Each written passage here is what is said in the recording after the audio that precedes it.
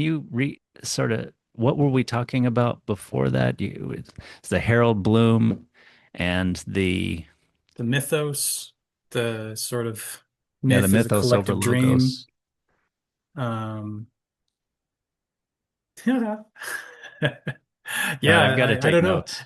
Yeah, I mean, it's such a good conversation. I'm sure we're going to leave threads unfollowed on occasion. If you're listening, leave a comment. Let us know. Let us know what threads we're missing. Maybe we'll pick them up next time if they're rich enough. Yeah, You that know? sounds good. Yeah. Yeah, I'm sorry. I shouldn't have gone off into that rationality thing. But then I wouldn't have had that Vervaeke quote. Yeah. I really That like that quote. I needed that. I needed to hear that. Yeah, when I heard that recently, that helped, that fulfilled, that put a necessary piece in place for me to understand rationality. Because you and I have both talked about this, how you kind of need rationality, but yeah, this idea of this strict logic, this I don't know, it's just it doesn't work, and it almost does harm in at least small ways and maybe huge ways too. Oh, Oh, huge for sure. For sure. yeah. Yeah. I would say that logic is when when when when the whole world has to be logical, um the ultimate outcome of that is like extreme fascism because the world is not logical. And if you insist that it is, even if you don't insist that the world is logical, like that the world behave in a logical way, if you just see the world only through the eyes of logic, and that's the only sort of filter that you take, you relate to the world with at all, you will incline yourself towards needing to put your will onto other beings because they're not being logical and they should be logical. If you don't have an appreciation for your own non-logical wisdom or your own non-logical emotional needs or your psychology, if you're not aware of that, then when other people are behaving in that way, you're going to insist that they be logical because everything else is a failure. And then people get that's you either accept illogical behavior um or you don't. And if you don't, then you have to stop it. And then you're trying to stop people from doing what's natural to them and not for their own benefit either, but just so you get to have the world behave the way you want it to. And we're in Italy in the 40s with the trains running on time and everybody too afraid to say anything about how unhappy they are.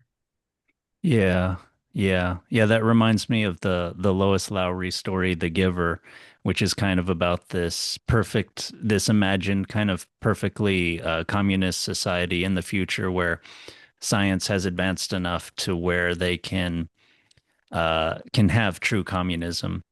And one important part of that society is that they have a rigorous training in the use of words. Words have to be used in this certain way. We could interestingly like contrast this with 1984 and how their words are inherently contradictory and things. But anyway, Hmm. um, yeah, and there's a kid that's a little dull in the story, and he repeatedly uses a word in the wrong way, and he ends up being beaten because it's extremely important to use the words in the right way. So everybody is always I don't know what the exact reason, but it's basically so that everything functions in society from your speech to others' behaviors to others' understanding of you. Everything is lucid, everything is clear. There's no ambiguity, which I forgot what thinker it was, but some thinker pointed out, I think, that totalitarian societies are characterized by lack of ambiguity, I think, and of course that's related to purity.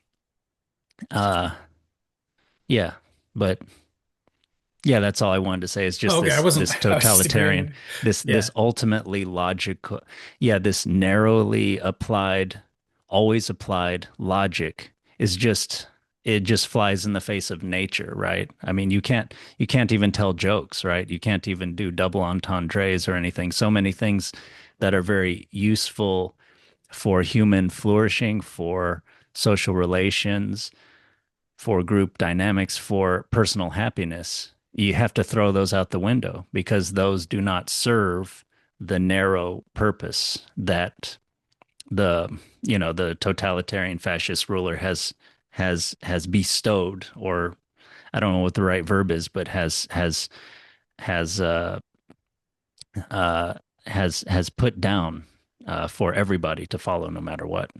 Yeah, it's interesting. It's interesting because in bringing up the story of the giver, you're talking about a sort of a communistic society, and the totalitarianism there is like we all have to abide by this structure so that society runs smoothly, and you're Yeah. impure if you do not belong to the structure.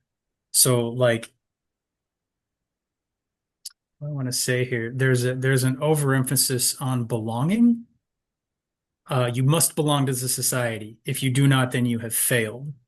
Um, and therefore you're outcast or you're killed or you're imprisoned or whatever, something bad happens to you. So it sort of negates the individual entirely. Oh And yeah, then yeah. and then on the other hand, you have the strongman fascism, which I mean, it's always a muddy area when you try and do these split these in two, but what you have on the other side of things is meaning because Stalin was a communist, but Stalin was also a strongman, so he kind of you can't Mm, really say it's one or the other. But he kind of had both, I guess. But the strongman fascism is like it's the will of the individual over anybody else, and then so it's sort of emphasizing the individual over the group, and then the strongman, the dictator, becomes sort of the place that everybody projects their individuality onto. Oh, he'll take mm, care of it. If we just do what he says, if we just act as limbs of this person, then so it's all about like the will of the person. He will decide, he will do the thing. That's what we follow.